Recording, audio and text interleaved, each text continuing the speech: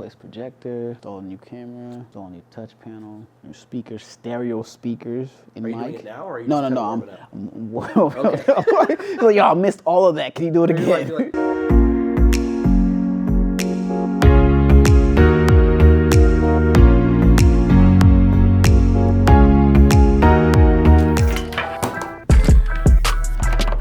So what we did here at Tri-Counties Bank, in this conference room, there was an old drop-down projector screen that was here. We retracted it back up there. It's gonna live there forever now. Replaced it with this black diamond screen from Screen Innovation. Replaced the projector to a new Epson expensive projector, 4K. Replaced the new touch panel here, a new mic. We got dual mics set up on the conference table, one on each end. Installed a new camera, new HD 4K camera for the conference room. How do we look?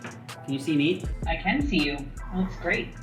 Over here in the rack room, got the new Windows PC there for the rack room that's controlling all that. We got a USB 3.1 extender to be able to have control from the touch panel that's over there on the conference room desk.